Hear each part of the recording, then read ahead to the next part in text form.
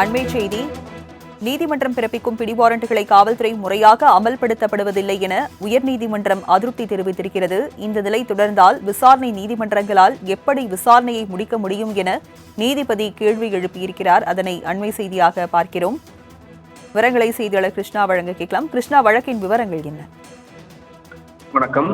சென்னை கிழக்கு கரக காவல் நிலைய எல்லைக்குட்பட்ட பகுதியில் குற்ற வழக்கில் கைது செய்யப்பட்ட வடிவேல் என்பவர் ஜாமீன் கோரி சென்னை உயர்நீதிமன்றத்தில் மனு தாக்கல் செய்திருந்தார். இந்த மனுவானது நீதிபதி ஜெகதீஷ் சந்திரா முன்பாக இன்று விசாரணையாக வந்தபோது அரசு தரப்பில் வடிவேல் மீது பல ஆண்டுகளாக பல்வேறு வழக்குகள் நிலுவையில் உள்ளதாகவும் அவருக்கு ஜாமீன் வழங்கக்கூடாது எனவும் வாதங்கள் வைக்கப்பட்டது. அப்போது கைது செய்யப்பட்டவர்கள் நீண்ட நாட்களாக தலைமறைவாக இருந்தால் அவர்களுக்கு எதிராக பிறப்பிக்கப்படும் பிடிவாரண்டை ஏன் செயல்படுத்துவதில்லை என்றும் நீதிபதி தரப்பில் கேள்வியானது முன்வைக்கப்பட்டது.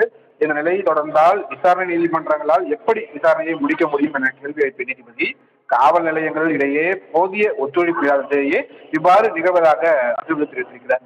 இதையடுத்து இது குறித்து நாளை நேரில் ஆஜராகி விளக்கம் அளிக்குமாறு கீழ்ப்பாக்கம் காவல் துணை ஆணையருக்கு நீதிபதி உத்தரவிட்டிருக்கிறார். அதைத் தொடர்ந்து இந்த வழக்கின் விசாரணை நாளை தினத்துக்கு தள்ளி வைத்து உத்தரவிட்டிருக்கிறார்.